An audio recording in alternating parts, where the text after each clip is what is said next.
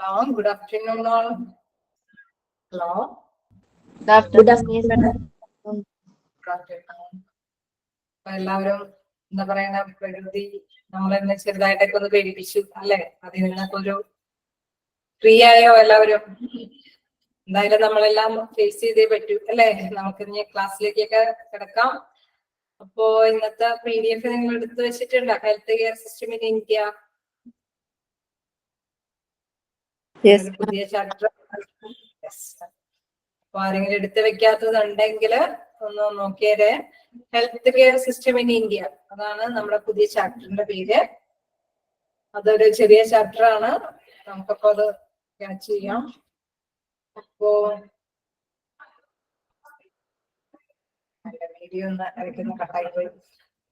അപ്പോ നമുക്കത് തുടങ്ങാം. എന്തായാലും നമുക്കറിയാം അല്ലെ, നമ്മുടെ പുതിയ ഈ സിസ്റ്റം അല്ലെ, ഇപ്പോഴത്തെ അലോപ്പതി സിസ്റ്റവുമായി ബന്ധപ്പെട്ട കാര്യത്തിലേക്കാണ് കിടക്കുന്നത്. പക്ഷെ അതിനു മുമ്പ് ട്രഡീഷണൽ ആയിട്ടുള്ള നമ്മുടെ പരമ്പരാഗതമായ കുറെ ചികിത്സാ രീതി കൂടി ജസ്റ്റ് ഒന്ന് നോട്ട് ചെയ്ത് പറഞ്ഞിട്ടാണ് അതിലേക്ക് കിടക്കുക.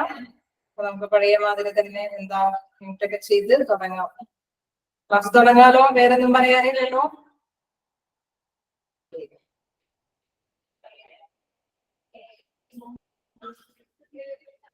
അപ്പോ നമുക്ക് പുതിയ ക്ലാസ് എന്ന് പറയുന്നത് health care system in India ആണ്.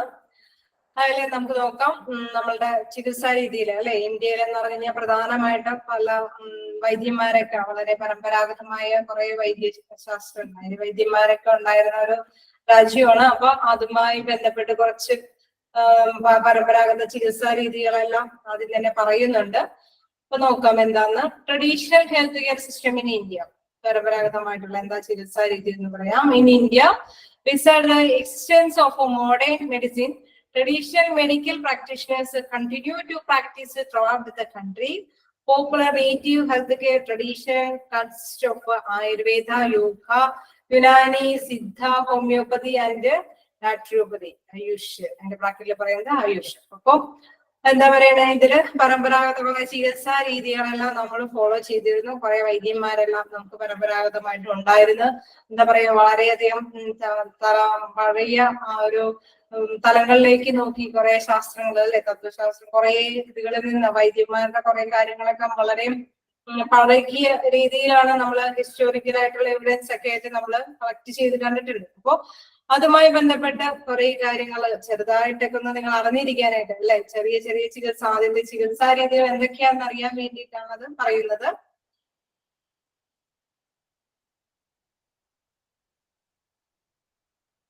ഞങ്ങൾ എടുത്തല്ലോ, നിങ്ങൾ എടുത്തോ ഈ chapter health care system in India? ഏതെങ്കിലും ടീച്ചേഴ്സ് എടുത്തിട്ടുണ്ടോ?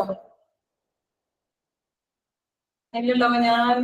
എനിക്ക് തന്നെയാണ് ഇത് അലോട്ട് ചെയ്തത്. ഞാൻ ഇതിക്ക് മുമ്പ് എടുത്തിട്ടുമില്ല. നിങ്ങൾ ഏതെങ്കിലും ക്ലാസ് മാറിയിട്ടുണ്ടോ? ഇനി ആദ്യം കയറിയിട്ട് പിന്നെ ഈ ക്ലാസ്സിലേക്ക് വന്നത്? ഒരുപാട് മതി. അത്യാവശ്യം 1-2 എടുത്തിട്ടുണ്ട്. ഓക്കെ, നിങ്ങൾ നിർത്തിക്കോട്ടോ. ആരും തന്നെ എല്ലാവരും പറയുന്നത് ഈ ചാപ്റ്റർ എടുത്തിട്ടില്ല എന്നാണ്. ഇനി ഇൻ കേസ് ഈ മെസ്സേജ് തന്ന കുട്ടി ഒന്ന് നോക്കുക. നിങ്ങൾ ഏതെങ്കിലും ക്ലാസ്സിൽ ആദ്യം കയറിയിട്ട് ഈ ടൈം ഫേവറബിൾ ആവാണ്ട് ഇങ്ങോട്ടേക്ക് കയറിയതാണെങ്കിൽ ഹിസ്റ്ററി ഓഫ് ഹോസ്പിറ്റലിൽ ഇത് കുറച്ചുണ്ട്. എന്തായാലും ഈ ചാപ്റ്റർ ഞാൻ എടുത്തിട്ടില്ല. എനിക്കാണ് ഇത് അലോട്ട് ചെയ്തിരിക്കുന്നത്. നിങ്ങൾ ഏതെങ്കിലും ക്ലാസ് ഇപ്പോ ടൈം അലോട്ട് ചെയ്യുന്ന ഏതെങ്കിലും ഷിഫ്റ്റിംഗ് മാറിപ്പോയി നിങ്ങൾക്ക് ഇങ്ങോട്ടേക്ക് ട്രാൻസ്ഫർ കിട്ടിയിട്ടുണ്ടെങ്കിൽ, ചേഞ്ച് ചെയ്യാൻ ചിലപ്പോ അങ്ങനെ വന്നതായിരിക്കും. എന്തായാലും ഈ ക്ലാസ്സിൽ ഞാൻ ഇത് എടുത്തിട്ടില്ല. അപ്പോ നമുക്ക് സ്റ്റാർട്ട് ചെയ്യാം. എല്ലാവരും തന്നെ പറയുന്നുമുണ്ട് ഞങ്ങൾക്ക് എടുത്തിട്ടില്ല എന്ന്. അപ്പൊ നമുക്ക് കണ്ടിന്യൂ ചെയ്യാം. അതില് നമ്മളിപ്പോ ആദ്യത്തെ ഫസ്റ്റ് ഇതെന്ന് പറയുന്നത്, ഇൻ കേസ് കണ്ടിരിക്കുന്ന എന്താ പറയുന്നത് ക്യാച്ച് ചെയ്തിട്ടുണ്ടെങ്കിൽ ആൾക്ക് വീണ്ടും ഇത് കാണാൻ വേണ്ടെങ്കിൽ നമുക്ക് പോകാം. അതായത് ആ കുട്ടിക്ക് വേണമെങ്കിൽ ക്ലാസ്സിൽ നിന്ന് മാറാം. അതെല്ലാം ഒന്നും കൂടിയും ഗ്രാസ്പ് ചെയ്തിട്ട് കുറച്ചും കൂടി പഠിച്ചിരിക്കാൻ പറ്റുമെങ്കിൽ അതിലിരിക്കാം, ക്ലാസ്സിലിരിക്കാം. അപ്പോ നോക്കാം. ആയുർവേദ ഫസ്റ്റ് വൺ എന്ന് പറയുന്നത് ആയുർവേദയാണ്. Second one yoga Unani system. Then fourth one Siddha system, പിന്നെ നാച്ചുറോപ്പതി. അതായത് ചെറിയ ചെറിയ പരമ്പരാഗതമായിട്ടുള്ള ചികിത്സാ രീതികളെയാണ് ആദ്യം പറയുന്നത്. അതിൽ ഫസ്റ്റ് വേണമെന്ന് പറയുന്നത് Ayurveda, meaning science of life, അതായത് ജീവശാസ്ത്രത്തെ കുറിച്ചിട്ടുള്ള ആ ഒരു കാര്യമാണ്. System deals with cause, symptoms, diagnosis and treatment based all aspect of well being, mental, physical and spiritual. അതായത് നമ്മുടെ എന്താ പറയുക, ശാരീരികമായും മാനസികമായും ആത്മീയമായിട്ടുള്ള എല്ലാ കാര്യങ്ങളെ കുറിച്ച് അവയർനെസ് അറിഞ്ഞതിന് ശേഷം, അതായത് ആയുർവേദത്തിൽ പ്രധാനമായിട്ടും വാദം, പിത്തം, അങ്ങനെയുള്ള കുറച്ച് അങ്ങനത്തെ രീതിയിലുള്ള ആ 3 കാറ്റഗറൈസ് ചെയ്തിട്ടാണ് കൂടുതലും ഇത് എടുക്കുന്നത്. കൂടുതലും അതിനെ ബേസ് ചെയ്തിട്ടാണ് കാര്യങ്ങളെല്ലാം ചെയ്യുന്നത്. ആദ്യം പിത്ത, കഫം കാര്യങ്ങൾ എത്രത്തോളമാണ് രോഗിക്കുള്ളത് അതുമായി ബന്ധപ്പെട്ട് ചോദിച്ചറിഞ്ഞ് സാധാരണയായിട്ട് എന്താ പറയുന്ന പേഷ്യന്റിനോട് കൃത്യമായിട്ട് ഇത്തരത്തിലുള്ള ഇൻഫോർമേഷൻസ് എല്ലാം ചോദിച്ചറിഞ്ഞ് അത് ബേസ് ചെയ്തിട്ട് രോഗത്തിന്റെ കാരണം കണ്ടുപിടിച്ച് അതിന്റെ ഒരു ചികിത്സ നടപ്പാക്കുന്ന ഒരു രീതിയാണ് എന്താ ആയുർവേദ ചികിത്സ എന്ന് പറയുന്നത്. ഓക്കെ, അപ്പൊ ഞാൻ വീണ്ടും വീണ്ടും റിപ്പീറ്റ് ചെയ്യുമ്പോ നിങ്ങൾക്ക് അത് മനസ്സിലാക്കി എടുക്കാൻ സാധിക്കും. എനിക്ക് തോന്നുന്നു അത് ഞാൻ 2-3 പ്രാവശ്യം റിപ്പീറ്റ് ചെയ്ത് പറയണമല്ലോ, അതുകൊണ്ടാണ് ഇത്ര സ്പീഡിൽ ഞാൻ പോകുന്നത്. നമ്മള് നിർത്തി പറയുമ്പോൾ പിന്നെ ആ ഒരു ഇതിലേക്ക് മാത്രം കോൺസെൻട്രേറ്റ് ചെയ്ത് പോകും. പിന്നെ നിങ്ങൾക്ക് അത് റിപ്പീറ്റ് ചെയ്ത് പറഞ്ഞു തരാൻ പറ്റിയെന്ന് വരില്ല, നിങ്ങൾക്ക് സംശയം ക്ലിയർ ചെയ്ത് തരാൻ പറ്റിയെന്ന് വരില്ല. അതുകൊണ്ടാണ് ഒത്തിരി ഇതിൽ പോകുന്നത്. ഒന്നുകൂടി റിപ്പീറ്റ് ചെയ്യുമ്പോൾ നിങ്ങൾക്ക് മനസ്സിലാവും. അതായത് ആയുർവേദ ചികിത്സാ രീതിയില് പറയുന്നുണ്ട്. ആയുർവേദ ചികിത്സാ രീതിയില് നമ്മൾ എന്താ ചെയ്യുന്ന വെച്ച് കഴിഞ്ഞാൽ പേഷ്യന്റിനെ, ആ വ്യക്തിക്ക് ഏത് ചികിത്സാ രീതി ആവശ്യമുള്ള വ്യക്തിയിൽ നിന്ന് വാത, പിത്ത, കഫ ബന്ധമായ കാര്യങ്ങളാണ് കളക്ട് ചെയ്യുന്നത്. സാധാരണയായിട്ട് മെന്റലി, ഫിസിക്കലി ആൻഡ് സ്പിരിച്വലി, ആത്മീയമായിട്ടും അല്ലെങ്കിൽ എന്താ മാനസികമായിട്ടും ഭൗതികമായിട്ടൊക്കെയുള്ള എന്താ പ്രോബ്ലംസ്, എന്താ ഡിസീസസ് എന്ന് അവർ ചോദിക്കുന്നതോടൊപ്പം അവര് കൂടുതൽ കൺസിഡർ ചെയ്യുന്ന 3 ആക്സെപ്റ്റ് എന്ന് പറയുന്നത് വാദത്തിന്റെയും പിത്തത്തിന്റെയും കഫത്തിന്റെയും. അതൊക്കെ ഞാൻ നേരത്തെ ഇങ്ങനെ അനലൈസ് ചെയ്ത് നോക്കിയപ്പോൾ മനസ്സിലാക്കിയതാണ്. അതുമായി ബന്ധപ്പെട്ട രീതിയിലാണ് അവര് ഡാറ്റാസ് കളക്ട് ചെയ്യുന്നത്. അതുമായി ബന്ധപ്പെട്ട് ആണ് ആ ട്രീറ്റ്മെന്റ് നിർണ്ണയിക്കുന്നത്. അതാണ് പറയുന്നത് സിസ്റ്റം ഡീൽസ് വിത്ത് കോസ്, കാരണങ്ങൾ കണ്ടെത്തുന്നു, സിംറ്റംസ് കണ്ടെത്തുന്നു, ഡയഗ്നോസിസ് ചെയ്യുന്നു, അത് എന്താണ് രോഗം എന്ന് മനസ്സിലാക്കുന്നു. ആൻഡ് ട്രീറ്റ്മെന്റ്, അവര് ട്രീറ്റ്മെന്റിന് നിർദ്ദേശിക്കുന്നു, ഇന്ന മരുന്നുകളൊക്കെ നിങ്ങൾക്ക് നൽകാം എന്ന് പറയുന്നു. Based on aspect of well being, മനുഷ്യന്റെ നമ്മളുടെ ചോദിച്ചറിയുന്നു നമുക്ക് എന്താണ് ബുദ്ധിമുട്ട്, ഫിസിക്കലായിട്ടുള്ള എന്തെങ്കിലും ബുദ്ധിമുട്ടാണോ, അല്ലെങ്കിൽ മെന്റലി എന്തെങ്കിലും പ്രോബ്ലം ആണോ, നമുക്ക് എന്തെങ്കിലും പെട്ടെന്ന് നമുക്ക് എന്താ പറയുക, പെട്ടെന്ന് നമുക്ക് വേർപ്പ് വരുന്നു, അല്ലെങ്കിൽ നമുക്ക് ക്ഷീണം തോന്നുന്നു, അല്ലെങ്കിൽ അവിടെ വേദന വരുന്നു, അങ്ങനെ മാനസിക മെന്റലി ആണെങ്കിൽ നമ്മൾ എന്താ പറയാ, നമുക്ക് തലകറങ്ങുന്നു തോന്നുന്നു, അല്ലെങ്കിൽ പെട്ടെന്ന് എന്തെങ്കിലും സ്പീഡിലി നമുക്ക് അത് കടന്നു പോകുന്നു, നമുക്ക് എന്തെങ്കിലും പ്രോബ്ലംസ് ഉണ്ടോ എന്ന് അവരോട് നമ്മൾ ഡീൽ ചെയ്യുന്നു. ആയുർവേദ ഡോക്ടറോട് നമ്മൾ ഡീൽ ചെയ്യുന്നു. അതിൽ നിന്നും അവര് ട്രീറ്റ്മെന്റ് എന്താന്നുള്ളത് നിർദ്ദേശിക്കുകയാണ് ചെയ്യുന്നത്. നെക്സ്റ്റ് ആണ് യോഗ. ഈസ് ബോത്ത്, ഇതെല്ലാം പരമ്പരാഗത ചികിത്സാ രീതിയാണെങ്കിലും ഇന്നും നമുക്കറിയാം ആയുർവേദ ചികിത്സ നടക്കുന്നുണ്ട്, യോഗ ചികിത്സ നടക്കുന്നുണ്ട്. ഇതെല്ലാം ഉള്ളതാണ്. ഇന്നും നിലവിലുള്ള ഒരു ചികിത്സാ രീതികൾ തന്നെയാണ്. പ്രധാനമായിട്ടും നമുക്ക് ഇത്തരം ചികിത്സകളിലും പോകാറുണ്ട് ആൾക്കാര്. യോഗ നമുക്കറിയാം, ഇന്ന് യോഗ വളരെയധികം പ്രാധാന്യം അർഹിക്കുന്ന ഒന്ന് തന്നെയാണ്. ഇപ്പൊ നമുക്കറിയാം ജൂൺ 21 ഒക്കെയാണ് യോഗ ഡേ ആയിട്ട് തന്നെ നമ്മൾ എപ്പോഴും ആഘോഷിച്ചുകൊണ്ടിരിക്കുക അല്ലെ. ആ ദിവസത്തിന് ആ പ്രത്യേകത കൊടുത്ത് തന്നെ നമ്മൾ അത് പ്രാധാന്യത്തോടുകൂടി തന്നെ കൊണ്ടുപോകുന്നതാണ്. Yoga is both a science and an art that promotes healthy living physically, mentally, morally and spiritually. എന്താ പറയുന്നത്, അത് നമ്മൾ ശാസ്ത്രീയമായിട്ട് ഒപ്പം തന്നെ പ്രൊമോട്ട്സ് ഹെൽത്തി, നമ്മുടെ മനുഷ്യന്റെ ആരോഗ്യത്തിന്റെ നിലനിൽപ്പിലുള്ള ജീവിത ശൈലിയെ physically, mentally, morally and spiritually, ആത്മീയമായിട്ടാണെങ്കിലും ഭൗതികമായിട്ടാണെങ്കിലും ഈ മാനസികമായിട്ടാണെങ്കിലും ഉള്ള കാര്യങ്ങള് അവിടെ കൂടുതൽ പ്രൊമോട്ട് ചെയ്യുന്നുണ്ട്. ഇപ്പൊ നമുക്ക് അറിയാം, ഇപ്പോ തിരക്ക് പിടിച്ചൊരു ലൈഫാണ് അല്ലെ ജീവിതശൈലി എന്ന് പറയുന്നത്. ഭയങ്കര തിരക്ക് പിടിച്ചൊരു, ഇവിടെയാണോ ഡിസ്റ്റർബ് അല്ലല്ലോ, തിരക്ക് പിടിച്ചിരിക്കുന്ന ഒരു ജീവിത ശൈലിയാണ്. അപ്പൊ ആ ടൈമില് നമുക്ക് എന്താ പറയുക, ഒരു നിശ്ചിത സമയം തന്നെ കൊടുത്തൊരു ശ്വസിക്കാൻ പോലും സമയം കണ്ടെത്തുന്നില്ല എന്ന് പറയില്ല. അത്രയ്ക്കും തിക്കും തിരക്കും പിടിച്ച ജീവിതത്തില് നമ്മളുടെ ശാന്തമായ ഒരു ശ്വാസോച്ഛ്വാസം, കൃത്യമായ ശ്വാസം കിട്ടി, അല്ലെങ്കിൽ അത് ബ്രെയിനിലേക്ക് ചെല്ലുന്ന ഓക്സിജൻ എല്ലാം ശരീരത്തിന്റെ എല്ലാ ഭാഗത്തേക്കും നല്ല കറക്റ്റ് ആയിട്ടൊക്കെ പോയി അങ്ങനെ ഒരു ഹെൽത്ത് നമ്മൾ ക്രിയേറ്റ് ചെയ്യുമ്പോൾ ഇത്തരം അസുഖങ്ങൾ വരികയില്ല എന്നാണ് യോഗ ആചാര്യന്മാർ പറയുന്നത്. അപ്പൊ അവര് അതുകൊണ്ട് തന്നെ അത്തരത്തിലുള്ള എന്താ പറയുക, അത്തരത്തിലുള്ള ടെക്നിക്സ് യൂസ് ചെയ്തിട്ട് അത് അഭ്യസിക്കാൻ വേണ്ടിയിട്ട് അല്ലെ, ശ്വാസം വലിച്ചെടുക്കുക, പിന്നെ കുറച്ച് ഇത്ര സമയം പിടിക്കുക, അതിനുശേഷം പുറത്ത് വിടുക, അങ്ങനെയൊക്കെയാണ് യോഗ അഭ്യസിക്കുന്നത്. അപ്പൊ അത്തരത്തിലുള്ള രീതിയിലൂടെ ഈ അസുഖത്തിനെ നമുക്ക് ഓവർകം ചെയ്യാൻ സാധിക്കും എന്നാണ് ഇത്തരത്തിലുള്ള ചികിത്സാ രീതി കൊണ്ട് ഉദ്ദേശിക്കുന്നത്. Yoga is both a science and an art that promotes healthy living physically, mentally, morally and spiritually. നമ്മളെപ്പോഴും നമ്മുടെ സമയം അല്ലെ, നമ്മള് അത്രയും തിക്കും തിരക്കും പിടിച്ച ജീവിത ശൈലിയില് നമുക്ക് കുറച്ച് സമയം നമ്മളെ തന്നെ വളരെയധികം ശാന്തമായി ഇരുന്ന് ശ്വാസമൊക്കെ എടുത്ത് അത് വീണ്ടും നിശ്വാസമൊക്കെ ആയിട്ട് പുറന്തള്ളി അങ്ങനെയൊക്കെ വരുമ്പോൾ നമുക്ക് അത്തരം അസുഖങ്ങൾ വരില്ല എന്നുള്ള നിർദ്ദേശമാണ് ഇതിൽ പറയുന്നത്. Then Unani system, വേറൊരു സിസ്റ്റം എന്ന് പറയുന്നത് എന്താണ്? Unani system. System of medicine tries in a promotion of health, prevention of diseases and cure. അപ്പൊ ഇതില് പറയുന്നത് എന്താന്ന് വെച്ച് കഴിഞ്ഞാൽ രോഗം വരാതിരിക്കാൻ പ്രിവെൻഷൻ, അതിനുള്ള മുൻകരുതലുകളാണ് പ്രധാനമായിട്ട് എടുക്കുന്നത്. അപ്പൊ medicine tries promotion of health, prevention of diseases and care. അതായത് ഇന്ന രോഗങ്ങൾ ഇപ്പൊ നമ്മളിൽ നിന്ന് ഏത് വ്യക്തിയാണോ ആ വ്യക്തിയിൽ നിന്നും രോഗം വരുന്ന കാര്യങ്ങളെല്ലാം ചോദിച്ചറിഞ്ഞിട്ട് അവർക്ക് പ്രധാനമായിട്ടും രോഗം വരാതിരിക്കാനും വീണ്ടും ആ രോഗത്തിനെ അല്ലെങ്കിൽ സ്റ്റോപ്പ് ചെയ്ത് നിർത്താൻ അല്ലെ ഇനിയും അത് ഇൻക്രീസ് ചെയ്യാതിരിക്കാനുള്ള പോംവഴികൾ നിർദ്ദേശിക്കും. പ്രധാനമായിട്ട് ഇവര് നോക്കുന്നത് എന്താ, ദഹന പ്രക്രിയകളൊക്കെയാണ് കൂടുതലായിട്ട് ശ്രദ്ധിക്കുന്നത്. അതായത് ഇന്ന സാധനങ്ങൾ ഒഴിവാക്കണം, അതെ നമ്മുടെ ഒരു കെയർ ചെയ്യുന്നു എന്നുള്ള മീനിങ്ങിലാണ് അത് വരുന്നത്. Prevention of diseases and care. അപ്പൊ അവര് പറയുന്ന കാര്യം എന്ന് പറയുന്നത് അങ്ങനെയുള്ള രോഗങ്ങൾ നമ്മൾ എന്തെങ്കിലും മുൻകരുതലുകൾ എടുക്കുകയാണ്, ഇന്ന ഭക്ഷണ പദാർത്ഥങ്ങൾ നിങ്ങൾ ഉപയോഗിക്കരുത്, അല്ലെങ്കിൽ ഇത്രയും കൗണ്ട്, ഇപ്പൊ ചിലപ്പോൾ ഉപ്പാവാം, അല്ലെങ്കിൽ മധുരമാവാം, അല്ലെങ്കിൽ എന്താ പറയുക നാച്ചുറലി എന്താ പറയുക കിഴങ്ങ് വർഗ്ഗങ്ങളായിരിക്കും, ഇതൊന്നും നിങ്ങൾ ഉപയോഗിക്കരുത്, അല്ലെങ്കിൽ ഇത്ര അളവിലേ നിങ്ങൾ അത് ഉപയോഗിക്കാൻ പാടുള്ളൂ. അങ്ങനെയൊക്കെ വരുമ്പോൾ ഇത്തരം ഡിസീസുകളൊക്കെ മാറും, അല്ലെങ്കിൽ വല്ലാതെയാകും, അത് ഒഴിവാക്കാനായിട്ട് സാധിക്കും എന്നുള്ളതാണ് യുനാനി സിസ്റ്റത്തില് എന്താ പറയുക ഡോക്ടേഴ്സ് നിർദ്ദേശിക്കുന്നത്. Then fourth one എന്ന് പറയുന്നത് സിദ്ധ സിസ്റ്റം.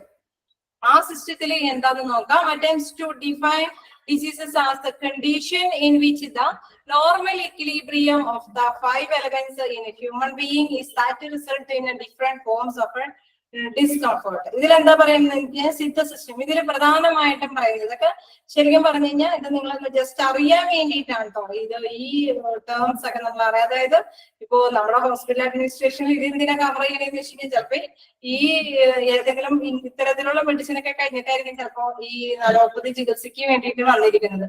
അപ്പൊ അവർക്ക് ജസ്റ്റ് അതെന്ത് ചികിത്സയെന്നൊന്നും അറിയാൻ പാടില്ലാതിരിക്കരുത്. അപ്പൊ ഈ ചികിത്സാ രീതിയെ കുറിച്ച് ജസ്റ്റ് ഒന്ന് നിങ്ങൾ മനസ്സിലാക്കി വെക്കാം. സിദ്ധ സിസ്റ്റത്തിൽ എന്താ പറയുന്നത് വെച്ച് കഴിഞ്ഞാൽ basic normal equilibrium of 5 elements, അതായത് ഭൂമി, വായു,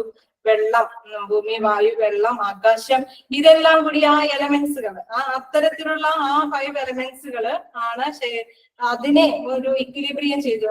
അതിന്റെ സന്തുലിതാവസ്ഥയ്ക്ക് എതിരായി എന്തെങ്കിലും സംഭവിക്കുമ്പോഴാണ് നമുക്ക് ഡിസീസ് വരുന്നതെന്നുള്ള കൺസിഡറേഷനിൽ അത്തരം ചികിത്സകൾ കൊടുക്കുന്ന ഒരു സമ്പ്രദായമാണ്. ഓക്കെ, അതിൽ പറയുന്ന ഭൂമി, വെള്ളം, വായു, അതെ ആകാശം, തീ, 5 എലമെന്റ്സ്. ഒക്കെയാണോ? ഭൂമി, വെള്ളം, തീ, വായു, ആകാശം, പിന്നെ വായു അല്ലെ, എല്ലാരും പറഞ്ഞില്ലേ? ഭൂമി, വെള്ളം, തീ, വായു, ആകാശം. ഓക്കെ, അതാണ് 5 എലമെന്റ്സ് ഇതിൽ പറയുന്ന 5 എലമെന്റ്സ് എന്ന് പറയുന്നത്. അപ്പൊ അതുമായിട്ട് എന്താ പറയുക നാച്ചുറൽ ആയിട്ടുള്ള ഒരു സംഭവങ്ങളാണ് ഇതെല്ലാം. ഇതുമായി പൊരുത്തപ്പെടാനായിട്ട് ഒരു ഹ്യൂമൻ ബീയിങ്ങിന് പറ്റാതെ വരുമ്പോഴാണ് അസുഖങ്ങൾ വരുന്നത്. അതുകൊണ്ട് അത്തരത്തിലുള്ള ചികിത്സ അല്ലെ, ഇപ്പൊ എന്താ പറയുക എന്താ പറയാ വെള്ളത്തോടുകൂടിയുള്ള ചികിത്സ അതൊന്നും നമ്മൾ ഇതൊന്നും ചെയ്തിട്ടില്ല എങ്കിലും ഇത്തരം ചികിത്സാ രീതി സമ്പ്രദായങ്ങളെല്ലാം നിലവിലുണ്ടായിരുന്നു എന്ന് പറയുന്നത്. Yes, earth, water, fire, air, sky. അങ്ങനെ ഇംഗ്ലീഷിൽ പറയുമ്പോൾ കറക്റ്റ് ആണ് ഇത്. ഞാനപ്പോ നിങ്ങൾക്ക് പെട്ടെന്ന് മനസ്സിലാക്കി എടുക്കാൻ വേണ്ടി അങ്ങനെ പറഞ്ഞതേ ഉള്ളൂ. Okay, naturopathy. അപ്പൊ ആ 5 എലമെന്റ്സ് വെച്ചിട്ടുള്ള ചികിത്സാ രീതിയാണ് എന്ത്? സിദ്ധ സിസ്റ്റം. ഞാൻ വീണ്ടും പറയുന്നുണ്ട് നാച്ചുറോപ്പതി. നാച്ചുറോപ്പതിയിൽ എന്താ പറയുന്നത്? believes that all diseases arises owing to accumulation of morbid matter in the body, and if scope is given for its removal, it provides care or relief. ഇതെന്താ? ഒരു നാച്ചുറോപ്പതി അതല്ല. ഈ ചികിത്സാ രീതി എന്ന് പറയുന്നത് പ്രകൃതി ചികിത്സ. ഈ ചികിത്സാ രീതികളെല്ലാം ഫോളോ ചെയ്ത് ഒരുപാട് പേര് വിജയിച്ച കഥകളെല്ലാം നമ്മൾ വളരെ പഴയ കാലഘട്ടങ്ങളിൽ എടുക്കുമ്പോൾ നമുക്ക് മനസ്സിലാവുമല്ലോ. ഇപ്പൊ നാച്ചുറോപ്പതി പ്രകൃതി ചികിത്സ എന്നൊക്കെ പറഞ്ഞ് നമ്മള് എന്താ പറയാ, നമ്മുടെ രാഷ്ട്രപിതാവ് മഹാത്മാഗാന്ധിജിയുടെയൊക്കെ ഹിസ്റ്ററി, അദ്ദേഹത്തിന്റെ ചരിത്രം വായിക്കുമ്പോഴൊക്കെ നമുക്ക് മനസ്സിലാക്കാൻ പറ്റും കുറച്ച്. അദ്ദേഹം ഇതിനെ എന്താ പറയുക, പ്രകൃതി ചികിത്സയ്ക്ക് ഒരു പ്രധാനപ്പെട്ട ഒരു വ്യക്തിത്വമാണ് കാഴ്ചവെച്ചത്. എന്താ പറയാ, ചില സ്പ്രെഡ് ചെയ്ത ഡിസീസസ് ഒക്കെ ഉണ്ടായിരുന്ന ടൈമില് ഡോക്ടേഴ്സിനെയും കൂടി അവഗണിച്ച് ഇദ്ദേഹം തന്നെ പ്രകൃതി ചികിത്സ ചെയ്ത് ചില നേട്ടങ്ങളൊക്കെ കൈവരിച്ചതൊക്കെ അത് വിവരിക്കുന്നുണ്ട്. അപ്പൊ ഇതെല്ലാം പഴയ കാലഘട്ടങ്ങളിൽ പ്രാധാന്യത്തോടുകൂടി കൊണ്ടു നടന്ന കാര്യമായിരുന്നു. അപ്പൊ ഇപ്പോ ഇതിനൊക്കെ കുറച്ച് മാറ്റങ്ങളുണ്ട്. എന്നാലും ഇപ്പോ നിലവിലും ഇപ്പോ ആയുർവേദ ചികിത്സയും യോഗയൊക്കെ വളരെ ഫലപ്രദമായി തന്നെ കൊണ്ടുപോകുന്നതുണ്ട്. അപ്പൊ നാച്ചുറോപ്പതി എന്ന് പറയുന്നത് എന്താണ്? പ്രകൃതി ചികിത്സയാണ്. believes that diseases arise owing accumulation of morbid. പ്രധാനമായിട്ടും പറയുന്നത് മനുഷ്യ ശരീരത്തിൽ അടിഞ്ഞുകൂടുന്ന കുറെ കാര്യങ്ങൾ കൊണ്ടാണ് രോഗങ്ങൾ, മോർബിഡ് എന്ന് വെച്ചാൽ രോഗാവസ്ഥ, ആ രോഗങ്ങളെല്ലാം വരുന്നത്.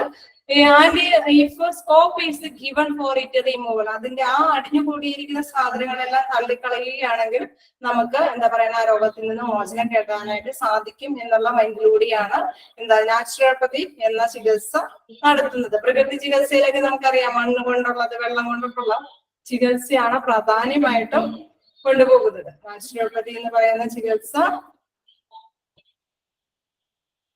വോയിസ് ക്ലിയർ ആകുന്നില്ല എന്ന് പറയുന്നത് ഞാൻ മ്യൂട്ട് തന്നെ ചെയ്തിരിക്കുന്നത്. എനിക്കും തോന്നുന്നുണ്ട് ഇടയ്ക്ക് സംസാരിക്കുമ്പോ എവിടെയോ ഒരു ഡിസ്റ്റർബൻസ് കാണുന്നുണ്ടല്ലോ എന്ന്. പക്ഷെ ഞാൻ എല്ലാവരെയും ഇത് ചെയ്തിരിക്കാണ്, ആർക്കും അൺമ്യൂട്ട് തന്നിട്ടില്ല, എല്ലാവരും മ്യൂട്ട് ചെയ്തിരിക്കുകയാണ്. എനിവേ, എല്ലാവർക്കും ഇങ്ങനെ തന്നെയാണോ? ഞാൻ പറയുന്നത് ക്ലിയർ ആവുന്നില്ലായികയുണ്ടോ? ക്ലിയർ ആണെന്ന് പറയുന്നുണ്ട്. പക്ഷെ എനിക്കൊരു ചെറിയൊരു ഡൗട്ട് തോന്നിയിട്ടാണ് എന്തെങ്കിലും വോയിസ് പ്രശ്നമുണ്ടാവും ഞാൻ ചോദിച്ചത്. എനിവേ, ഒരുപാട് പേർക്ക് ക്ലിയർ ആണെന്ന് തന്നെ പറയണത്. എനിവേ, അത് ചിലപ്പോൾ ഒരു നെറ്റ് ഇഷ്യൂസ് ആയിരിക്കും. അപ്പോ നോക്കാം. അപ്പൊ നമ്മള് കണ്ടത് എന്താന്ന് വെച്ച് കഴിഞ്ഞാൽ എന്താ പറയണ 5 ചികിത്സാ രീതികളെ കുറിച്ചിട്ട്, അതായത് ട്രഡീഷണൽ ചികിത്സാ രീതികളെ കുറിച്ച് തന്നെയാണ് നമ്മൾ പറഞ്ഞത്.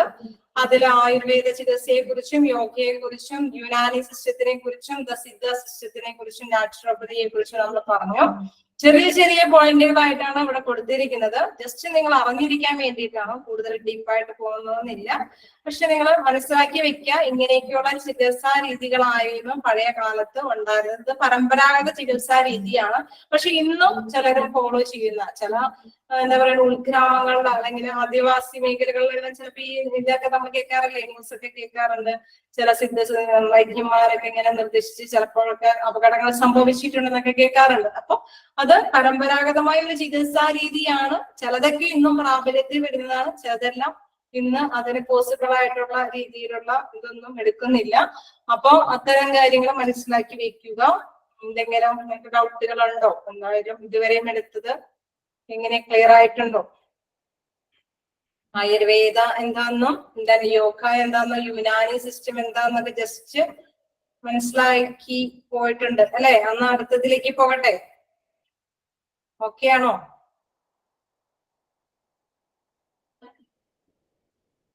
എന്തെങ്കിലും റിപ്ലൈ തരൂ. Ayurveda, yoga, Unani system, Siddha system, naturopathy ഒന്നുകൂടി പറയുമെന്ന് ചോദിക്കുന്നുണ്ട്. ഓക്കെ, പറയാം. നാച്ചുറോപ്പതി എന്ന് പറയുന്നത് എന്താ? പ്രകൃതി ചികിത്സ. അതാണ്, ഒരു പ്രകൃതി ചികിത്സയാണെന്നാണ് കൂടുതൽ പറയുന്നത്. അതായത് നമ്മുടെ മനുഷ്യന്റെ ഇതിൽ അടിഞ്ഞുകൂടിയിരിക്കുന്ന കുറെ കാര്യങ്ങളാണ് രോഗാവസ്ഥയ്ക്ക് കാരണം എന്ന് പറയുന്നു. അപ്പോ അതെന്താന്ന് വെച്ച് കഴിഞ്ഞാൽ അതിന്റെ സസ്യങ്ങളുടെയും മൃഗങ്ങളുടെയും ശരിക്കും പറഞ്ഞു കഴിഞ്ഞാൽ ഞാൻ മറ്റേ ക്രാന്തിശീല പുസ്തകം വായിക്കുമ്പോൾ അതിൽ കുറെ പറയുന്നത് വെച്ച് കഴിഞ്ഞാൽ സസ്യം അല്ലെങ്കിൽ എന്താ പറയാ മറ്റു ഇതുകളൊന്നും കൂടാതെ ശരിക്കും പറഞ്ഞു കഴിഞ്ഞാൽ നാച്ചുറലി തന്നെ ചികിത്സിച്ച് ഭേദമാക്കുന്ന ഒരു ചികിത്സാ രീതിയാണത്. ഒരിക്കലും എന്താ പറയുക മൃഗങ്ങളുടെയോ മറ്റു സംഭവങ്ങളൊന്നും കൂടാതെ ഒരു അജൈവ രീതിയിൽ നമ്മുടെ ശരീരത്തിലേക്ക് അത് കൂടുതൽ എന്താ പറയുക പ്രകൃതി തന്നെ നമ്മളുടെ അസുഖത്തെ ഭേദമാക്കുന്നുള്ള കൺസെപ്റ്റിലുള്ള ഒരു ചികിത്സാ രീതിയാണ് അത് നടത്തുന്നത്. നാച്ചുറോപ്പതി എന്ന് പറയുന്നത് പ്രകൃതി ചികിത്സയാണ് കൂടുതലായിട്ടും ചെയ്യുന്നത്. പ്രകൃതി ചികിത്സയിൽ കൂടുതലായിട്ടും മോർബിഡ് മാറ്റർ മീൻസ് എന്ന് പറഞ്ഞ രോഗാവസ്ഥയാണ്, അടിഞ്ഞുകൂടുന്ന വസ്തുക്കൾ വഴിയാണ് ഇത്തരം കാര്യങ്ങൾ വരുന്നത് എന്നുള്ളതാണ് പ്രധാനമായിട്ടും പറയുന്നത്. അതില് എന്താ പറയുക മണ്ണ് ചികിത്സ, സൂര്യ ചികിത്സ, ജലചികിത്സ എന്നൊക്കെയാണ് കൂടുതലും കാര്യങ്ങൾ ചെയ്യുന്നത്. അതായത് ജലത്തിൽ പ്രകൃതിയെ കൊണ്ട് തന്നെ ചികിത്സിപ്പിച്ച് അതിൽ നിന്ന് മോചനം നൽകാനായിട്ട്. മണ്ണിലൊക്കെ കുറെയൊക്കെ പറയില്ലേ, മണ്ണിൽ കുഴിച്ചിട്ട് കളിമണ്ണ് പൊതിഞ്ഞ് കുറച്ച് ദിവസം ഇത് അതിനെ കൊണ്ട് കൈകാര്യം ചെയ്താൽ തന്നെ മഡ് തെറാപ്പി അങ്ങനെയൊക്കെ തന്നെ മണ്ണ് ചികിത്സ എന്നൊക്കെ പറയുന്നത് ഈ നാച്ചുറോപ്പതി ചികിത്സയുടെ ഒരു എക്സാമ്പിൾ ആണ്.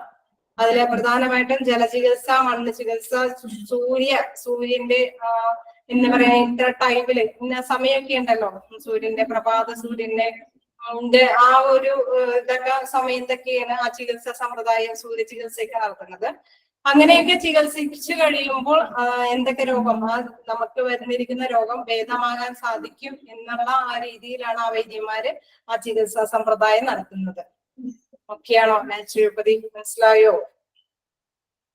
ഹലോ, ആരോ ഒരാൾ ചോദിച്ചിരുന്നു. ഓക്കെ, അപ്പൊ നമ്മള് ഇത്രയും പറഞ്ഞു. യെസ്, ക്ലിയർ ആണെന്ന് പറഞ്ഞു. Ayurveda, yoga, Unani system, the Siddha system, naturopathy, അങ്ങനെ അത്തരം ചികിത്സാ രീതിയാണ് ട്രഡീഷണൽ ചികിത്സാ രീതികൾ. ഇത്രയും നമ്മൾ കണ്ടത് ട്രഡീഷണൽ പരമ്പരാഗത ചികിത്സാ രീതികളാണ്. നമുക്ക് നെക്സ്റ്റിലേക്ക് പോകാം. Modern allopathy health care system in India. അതിൽ പറയുന്നത് ഇപ്പോ ഞാൻ സ്പീഡിൽ എടുത്തെങ്കിലും റിപ്പീറ്റ് ചെയ്തപ്പോ നിങ്ങൾക്ക് മനസ്സിലായി കാണില്ലേ? സ്പീഡിൽ എടുത്ത് പോകുന്നു പറഞ്ഞാൽ മനസ്സിലായി കാണുമെന്ന് വിചാരിക്കുന്നു. ഞാൻ അത് പറഞ്ഞു പോകുമ്പോൾ അങ്ങനെ ഇതാവുന്നുണ്ടെങ്കിൽ വീണ്ടും റിപ്പീറ്റ് ചെയ്ത് നിങ്ങൾക്ക് മനസ്സിലാക്കുന്നുണ്ടെന്നാണ് ഞാൻ വിചാരിക്കുന്നത്. അപ്പോ കൂടി പോകുന്നില്ലല്ലോ, സ്പീഡ് കൂടി പോകുന്നില്ലല്ലോ. ഓക്കെ, ഓക്കെ എന്ന് പറയുന്നുണ്ട്. Then next modern allopathy health care system in India. അതിൽ എന്താ പറയുന്നത് നോക്കാം. അതായത് നമ്മുടെ ഇപ്പോഴത്തെ കാലത്ത് ഹെൽത്ത് കെയർ സിസ്റ്റത്തിന്റെ കാര്യമാണ് പറയുന്നത്. The modern allopathy health care system in India includes a public sector, private sector and an informal network of care providers. അതായത് ഈ ഇന്നത്തെ കാലത്തെ അലോപ്പതി സിസ്റ്റത്തിൽ എന്താണ് നമ്മുടെ പരമ്പരാഗത വൈദ്യന്മാരും അവരുടെ ശിഷ്യന്മാരും അങ്ങനെയുള്ള ഗണമല്ല.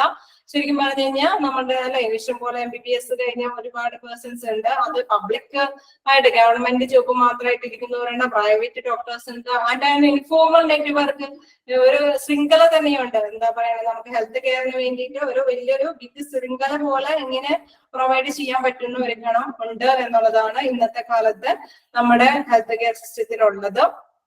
അതിൽ പറയാം India's health system can be categorized into 3 distinct phases. അതായത് 3 മേഖലയിലായിട്ടാണ് ഇന്ത്യയിൽ ഈ ഹെൽത്ത് കെയർ സിസ്റ്റം, ഈ ആധുനികമായിട്ടുള്ള modern allopathy health care system introduce ചെയ്തത് 3 തലങ്ങളായിട്ട്, 3 ഫേസുകളായിട്ട്, 3 മേഖലകളായിട്ടാണ്. ഫസ്റ്റ് ഫേസ് എന്ന് പറയുന്നത് in the initial face of 1947 to 1983 health policy was thought to be based on two broad principles. അതായത് ഈ 1947 അല്ലെ നമ്മളെ സ്വാതന്ത്ര്യം കിട്ടിയതിനു ശേഷം 1983 വരെയുള്ള ആ ഒരു കാലഘട്ടത്തില് എന്താ പറയുന്നത് 2 ബ്രോഡ് പ്രിൻസിപ്പിൾ, 2 പ്രധാനപ്പെട്ട തത്വങ്ങൾ ഉൾക്കൊണ്ടിട്ടാണ് ഈ ഒരു കാറ്റഗറി ചെയ്തിട്ടുള്ള ഈ ഒരു ഹെൽത്ത് സിസ്റ്റം വന്നേക്കുന്നത്. അതെന്താണെന്ന് നോക്കാം, എന്ത് പ്രിൻസിപ്പിൾ ഫോളോ ചെയ്തിട്ടാണ് നോക്കാം. ഫസ്റ്റ് വൺ എന്ന് പറയുന്നത് ഞാൻ should be denied health care because of the lack of pay. ഒരാളെ പോലും എന്താ പറയുക നമ്മൾ നിഷേധിക്കരുത്, എന്ത് നമ്മുടെ സാമ്പത്തികമായ കുറവ് കൊണ്ട്, പരിമിതി കൊണ്ട് അവർക്ക് ആർക്കും ട്രീറ്റ്മെന്റ് അല്ലെങ്കിൽ ഹെൽത്ത് കെയർ, നമ്മുടെ ആരോഗ്യ സുരക്ഷ നിഷേധിക്കരുത് എന്നുള്ള പ്രിൻസിപ്പിളാണ് ഫോളോ ചെയ്യുന്നത്. നെക്സ്റ്റ് വൺ എന്ന് പറയുന്നത് it was the moral duty of the state to provide health care to the people this phases of moderate achievements.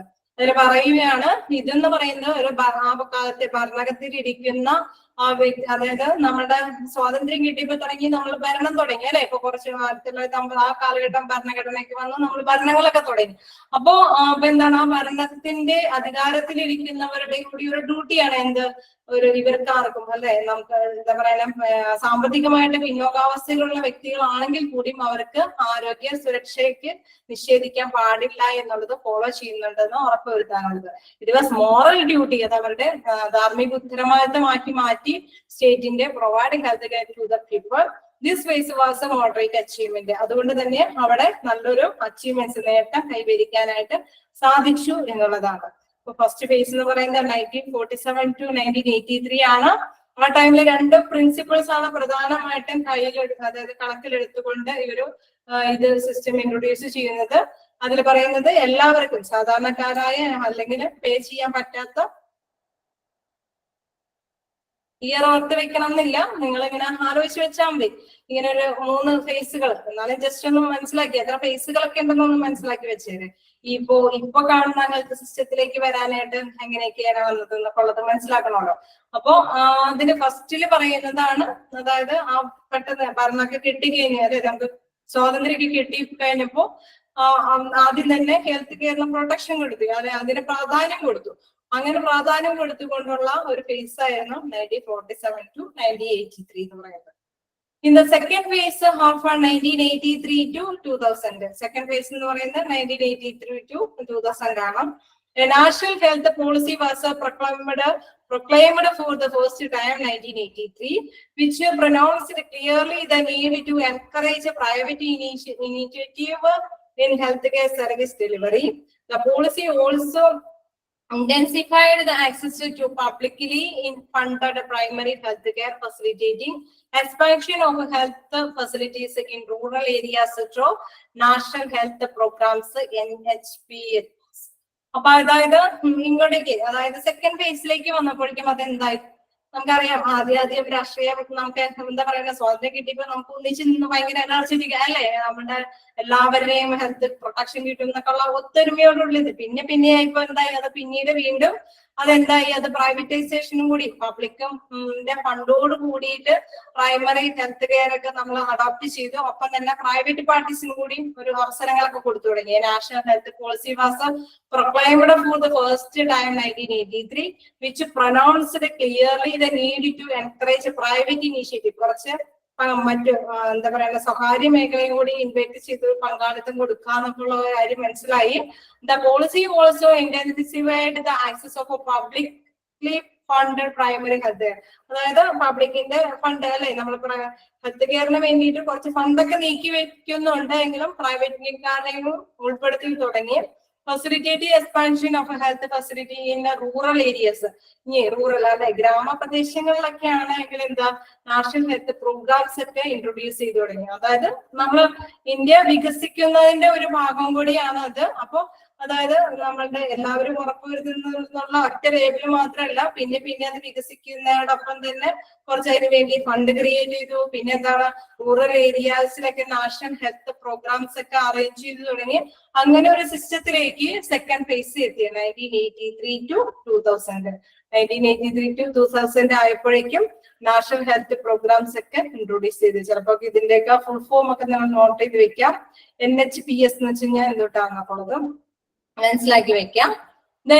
Third phase എന്ന് പറയുന്നത് പോസ്റ്റ് 2000, അതായത് ഇപ്പൊ നിലവിൽ നോക്കുന്നത് എന്താണ് പറയുന്നത്, witnessing A further shift and widening of focus.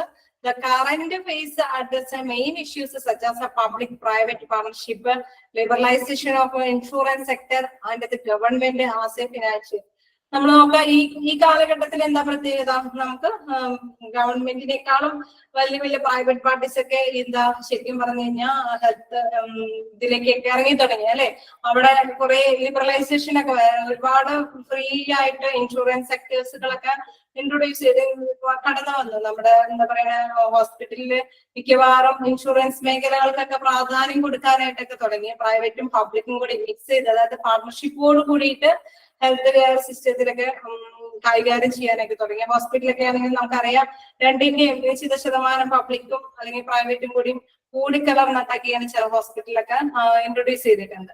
പിന്നെ ഇൻഷുറൻസുകാർക്കൊക്കെ അതിനുള്ള ചാൻസ് ഒക്കെ കൊടുക്കുകയാണ്. ഇത്തരം പാർട്ടീസിനൊക്കെ ഇത്രയും ഇൻഷുറൻസ് പാക്കേജ് ഒക്കെ നമുക്ക് കൈകാര്യം ചെയ്യുന്നത് അവരൊക്കെ ഇതിലേക്ക് എന്താ പറയുക ക്ഷണിച്ചിട്ടാണ് അല്ലെ. ഈ ഹെൽത്തിലേക്ക് നമ്മുടെ ആരോഗ്യ സുരക്ഷയിലേക്ക് ഇൻഷുറൻസിനൊക്കെ ഇൻവൈറ്റ് ചെയ്യുന്നത് കൊണ്ടാണ് അവരെല്ലാം ഇൻഷുറൻസ് പോളിസിയിലേക്ക് നമുക്ക് തരുന്നത്. അപ്പൊ അവരെല്ലാം ഉൾപ്പെടുത്തി തുടങ്ങി. ആൻഡ് ഗവൺമെന്റ് ചിലയിടത്തൊക്കെ ഗവൺമെന്റ് മസ്റ്റായിട്ട് ഗവൺമെന്റിന്റെ അധികാരത്തിന് മാത്രമുള്ള ഹോസ്പിറ്റലുകളെല്ലാം ഉണ്ട്. അപ്പോ തേർഡ് ഫേസ് എന്ന് പറയുന്നത് അതിലേക്ക് എല്ലാവരെയും കൂട്ടിയിണക്കി തുടങ്ങി. അതിന്റെ കുറച്ച് കാര്യങ്ങൾ കൂടി താഴെ ഒരു ഇതുകൂടി വരുന്നുണ്ട്. The healthcare infrastructure in the rural areas are being developed as a 3-tier system. അതായത് ഇത് നിങ്ങൾക്ക് വായിച്ചു നോക്കുമ്പോൾ നിങ്ങൾക്ക് നമ്മളുടേതായ സ്ഥലങ്ങളിൽ വരുന്ന മാറ്റങ്ങളും അതൊക്കെ ഉൾക്കൊള്ളാനായിട്ട് സാധിക്കും. അപ്പൊ ഇത് പെട്ടെന്ന് മനസ്സിലാക്കാനായിട്ട് സാധിക്കും. ഹെൽത്ത് കെയർ ഇൻഫ്രാസ്ട്രക്ചർ റൂറൽ, നമ്മുടെ ഗ്രാമപ്രദേശങ്ങളിൽ എന്തൊക്കെ വികസനമാണ് ഇതിൽ കൊടുത്തിരിക്കണേന്ന് നോക്കാം. അതിലെന്താ പറയുന്നത് സബ് സെന്റർ. ഇപ്പോഴത്തെ ഒരു ഹെൽത്ത് കെയർ, അതായത് മോഡേൺ അലോപ്പതിക് സിസ്റ്റത്തിനെ കുറിച്ചാണ് നമ്മൾ വിവരിക്കുന്നത്. അതിന്റെ ഫസ്റ്റ് സെക്കൻഡ് ഒക്കെ കഴിഞ്ഞു.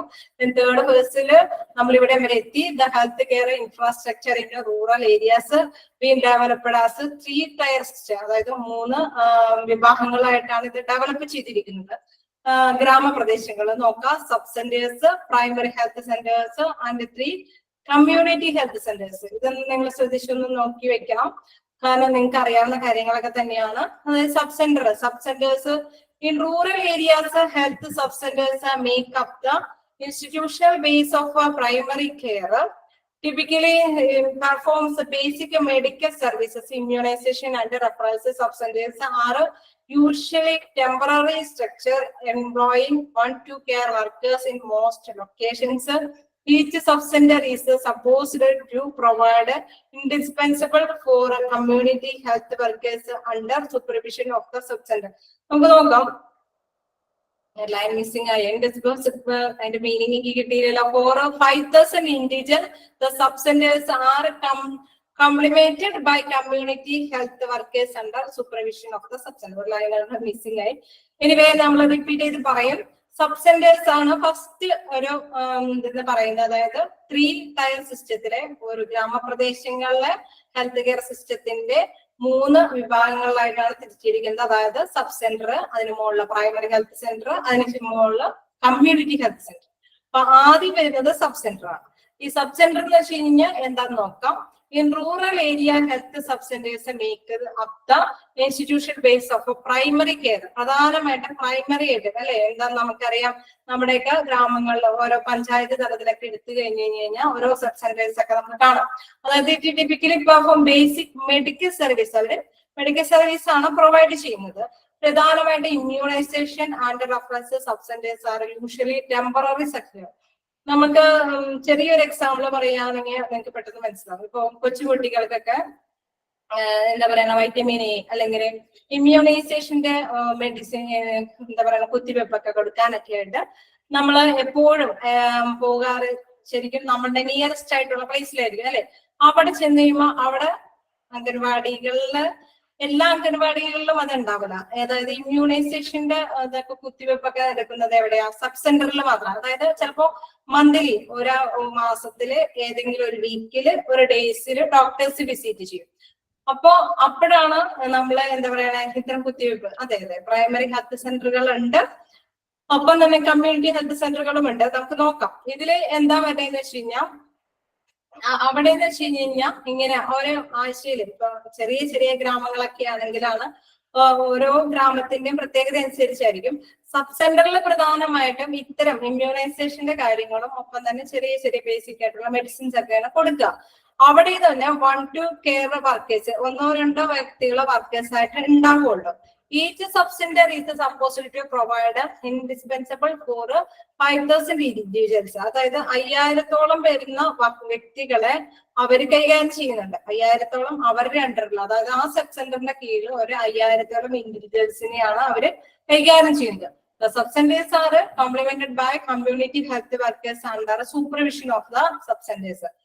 അപ്പം അവര് ഓരോ റെഫറൻസ് എന്ന് പറഞ്ഞ ഒരു കാര്യം നമ്മളെ റെഫർ ചെയ്തിട്ടാണല്ലോ ഓരോ ഇതുകളിലേക്കും പോകുന്നത്. നമ്മുടെ പ്രിസ്ക്രിപ്ഷൻ റെഫർ ചെയ്തിട്ടാണല്ലോ ട്രീറ്റ്മെന്റ് എല്ലാം എടുക്കുന്നത്. അപ്പോ അതിനെയാണ് ഉദ്ദേശിക്കുന്നത്. അപ്പോ എന്താ പറയുന്നത്, ഈ സബ് സെന്റേഴ്സില് പ്രധാനമായിട്ടും എന്താണ് നടക്കുന്നതെന്ന് വെച്ച് കഴിഞ്ഞാൽ മെഡിക്കൽ സർവീസും ഇമ്മ്യൂണൈസേഷനും ഒക്കെയാണ്. റെഫറൻസ് എന്ന് വെച്ച് കഴിഞ്ഞാൽ നമുക്കിപ്പോ ചെറിയ പനി ചുമയൊക്കെ വരാം, നമ്മളെ റെഫർ ചെയ്തിട്ട് നമുക്ക് ഡോക്ടേഴ്സ് എന്താ പറയുക ചെറിയ ചെറിയ ഡോസ് ഉള്ള കാര്യങ്ങളൊക്കെ നമുക്ക് തരും അല്ലെ. അപ്പൊ ചെറുതായിട്ടുള്ള കാര്യങ്ങൾ മാത്രമേ ഇവിടെ നടക്കുള്ളൂ. പക്ഷെ 1-2 എംപ്ലോയീസ് ഒക്കെയാണ് അവിടെ കൂടുതലായിട്ട് ഉണ്ടാവുള്ളൂ. മിനിമം 5000-ഓളം ഇൻഡിവിജ്വൽസിനെയാണ് അവര് ഉദ്ദേശിക്കുന്നത്. നിങ്ങൾ താഴേക്ക് കൂടി ഈ 3 പോയിന്റ്സ് കൂടി കവർ ചെയ്യുമ്പോഴാണ് നിങ്ങൾക്ക് ക്ലിയർ ഔട്ട് ആവുള്ളൂ ഇതിനെ പറ്റിയുള്ള 3 tyre സിസ്റ്റത്തിനെ കുറിച്ചുള്ളത്.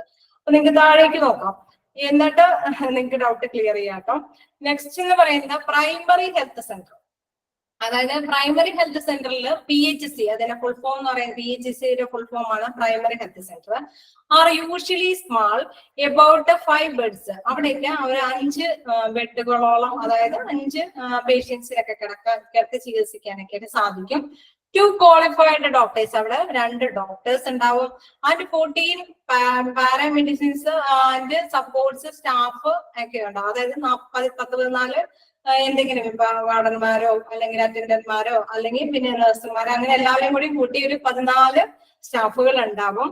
PHC is typically a referral unit for a sub-center cluster of about 6.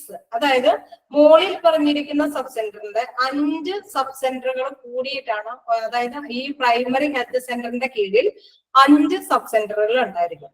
ഒരു പ്രൈമറി ഹെൽത്ത് സെന്റർ ഉണ്ടായിരിക്കും നമ്മുടെ ഭാഗങ്ങളിൽ, റൂറൽ ഏരിയകളൊക്കെ ആണെങ്കിൽ അവിടെ ഒരു പ്രൈമറി ഹെൽത്ത് സെന്റർ ഉണ്ടാവും. അതിന്റെ കീഴിൽ 5 സബ് സെന്റേഴ്സ് ഉണ്ടാവും. ചെറിയ ചെറിയ സബ് സെന്റേഴ്സുകൾ 5 ഉണ്ടാവും. ഈ ഓരോ 5 എന്താണ്, ഓരോണത്തിലും 5000-ഓളം ഇൻഡിവിജ്വൽസിനെ നിരീക്ഷിക്കുന്ന തരത്തിലാണ് ഓരോ സബ് സെന്റേഴ്സും ക്രിയേറ്റ് ചെയ്തിരിക്കുന്നത്. ദെൻ നെക്സ്റ്റ് 5000 വേറൊരു സബ് സെന്റർ ഉണ്ടായിരിക്കും, പിന്നെ നെക്സ്റ്റ് 5000 വേറൊരു സബ് സെന്റർ. അങ്ങനത്തെ 5 സബ് സെന്റേഴ്സിനെ പ്രൈമറി ഹെൽത്ത് സെന്ററിന്റെ കീഴിലായിരിക്കും. അപ്പൊ PHC എന്ന് പറയുന്നത് പ്രൈമറി ഹെൽത്ത് സെന്റർ ആണ്. അവിടെ 5 ബെഡുകൾ ഉണ്ടായിരിക്കും, 14 സ്റ്റാഫുകൾ ഉണ്ടായിരിക്കും. 5 or 6 ഓക്കെ ആയിരിക്കാം. 6 അല്ലേ എന്ന് പറയുന്നുണ്ട്, 6 അല്ലേ എന്ന് പറയുന്നുണ്ടോ? ഓക്കെ 6 ആണ്, അബൌട്ട് 6. സോറി, ഞാൻ പറഞ്ഞപ്പോ ഇപ്പൊ മാറിപ്പോയതാണ്. 6 സെന്റേഴ്സ്, അങ്ങനത്തെ 6 സബ് സെന്റേഴ്സ് ഉണ്ട്. അങ്ങനത്തെ 6 സബ് സെന്റേഴ്സ് കൂടിയിട്ട്, അതായത് ഈ പ്രൈമറി ഹെൽത്ത് സെന്ററിന്റെ കീഴില് 6 സബ് സെന്റേഴ്സ് ഉണ്ടായിരിക്കും. ഓരോ സബ് സെന്ററിലും നമ്മൾ പറഞ്ഞു 5000-ഓളം ഇൻഡിവിജ്വൽസിനെ ബേസ് ചെയ്തിട്ടാണ് ഓരോ സബ് സെന്റർ ഉണ്ടാവുന്നത്. അവിടെ ഈ പറഞ്ഞോളം 1-2 വർക്കേഴ്സ് ആണ് ഉണ്ടായിരിക്കുക. പ്രധാനമായിട്ടും അവിടെ മെഡിക്കൽ സർവീസ് ആണ്, ഇമ്മ്യൂണൈസേഷൻ ഒക്കെയാണ് നടത്തുന്നത്. ഇവിടെ ആവുമ്പോൾ എന്താണ്, 2 ക്വാളിഫൈഡ് ഡോക്ടേഴ്സ് ഉണ്ട്. പ്രൈമറി ഹെൽത്ത് സെന്ററിലാണെങ്കിൽ 2 ക്വാളിഫൈഡ് ഡോക്ടേഴ്സ് ഉണ്ടാവും. 14-ഓളം സ്റ്റാഫുകൾ ഉണ്ടാവും. ഒപ്പം 5 കിടത്തി ചികിത്സിക്കാനായിട്ട് 5 ബെഡ് ഉണ്ടാവും. Primary health care centre are in charge of 6 sub centre each. In addition to outpatient treatment, most PHC facilitate inpatient treatment with 4 or 6 beds as per the plan. അതായത് നമുക്ക് out patient ആയിട്ട് നമ്മൾ പറഞ്ഞു ഇത്രയും വ്യക്തികളെയൊക്കെ ചികിത്സിക്കാനൊക്കെ സാധിക്കും. as per the plan PHC serve 30,000 people. അപ്പൊ ഇവിടെ ആവുമ്പോ എത്രയാ, ഒരു 30,000 പീപ്പിളെയാണ് അവർ കൺസിഡർ ചെയ്തത്. അതായത് പ്രൈമറി ഹെൽത്ത് സെന്ററിന്റെ കീഴിൽ ഒരു 30,000 പീപ്പിളിനെയാണ് അവർ കൈകാര്യം ചെയ്യുന്നുള്ള ഉദ്ദേശത്തോടു കൂടിയിട്ടാണ് പ്രൈമറി ഹെൽത്ത് സെന്ററുകൾ ഇൻട്രൊഡ്യൂസ് ചെയ്തിരിക്കുന്നത്. അതായത് പ്രൈമറി ഹെൽത്ത് സെന്ററിന്റെ കീഴിൽ ഒരു 6 സബ് സെന്റേഴ്സ് ഉണ്ടായിരിക്കും. ഇവിടെ ഡോക്ടേഴ്സ് ഇത്രയും ഉണ്ടാവും, എന്താ പറയുന്ന സ്റ്റാഫുകൾ എന്ന് പറയുന്നത് 10-14 പേരുണ്ടാവും, 5 എടുത്ത് ചികിത്സിക്കാനുള്ള സൗകര്യങ്ങൾ ഉണ്ടാവും. അങ്ങനെയൊക്കെയാണ് പ്രൈമറി ഹെൽത്ത് സെന്ററിലേക്ക് പറയുന്നത്. ഇനി മൂന്നാമതൊരു സെന്റർ കൂടി നമുക്ക് വിവരിക്കാം, അപ്പൊ ഒപ്പം നിങ്ങൾക്ക് ക്യാച്ച് ചെയ്ത് പോകാൻ പറ്റും. മൂന്നാമത്തെ സെന്റർ എന്ന് പറയുന്നത് കമ്മ്യൂണിറ്റി ഹെൽത്ത് സെന്റർ. അതെന്താന്ന് നോക്കാം. The secondary sector of the Indian healthcare system contain rural hospital and community health center. അതെന്ന് പറയുന്നത് ഒരു ഹോസ്പിറ്റൽ അല്ലെ, ഗ്രാമത്തിലൊക്കെ ഉള്ള ഒരു ഹോസ്പിറ്റൽ ആണെന്ന് പറയാം. ഏത് കമ്മ്യൂണിറ്റി ഹെൽത്ത് കെയർ സെന്റർ പറയാം. ഇനി അവിടെ പറയുന്നത് എന്താണ്? CHC serving 4 PHC. അതായത് ഇതിന്റെ കീഴിൽ എത്ര ഉണ്ടാവും? ഈ 4 PHC-കളായിരിക്കും ഇതിന്റെ കീഴിലുള്ളത്. ഇത് കമ്മ്യൂണിറ്റി ഹെൽത്ത് സെന്റർ, അതായത് ഹോസ്പിറ്റലിന്റെ കീഴിൽ. അവിടെ റൂറൽ ആ ഗ്രാമത്തിലെ ഹോസ്പിറ്റലിന്റെ, ഗവൺമെന്റ് ഹോസ്പിറ്റലിന്റെ ഒക്കെ കീഴില് എത്ര PHC ഉണ്ടാവും? 4 PHC-കൾ ഉണ്ടാവും. നമ്മൾ നേരത്തെ കണ്ടു ഓരോ ഈ PHC-യുടെ കീഴിൽ നമ്മൾ എന്ത് കണ്ടു? 6 സബ് സെന്റേഴ്സ് ഉണ്ടെന്ന് പറഞ്ഞു.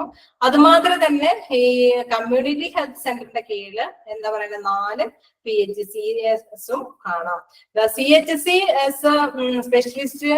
specialized medical services are mean for 1,20,000 people.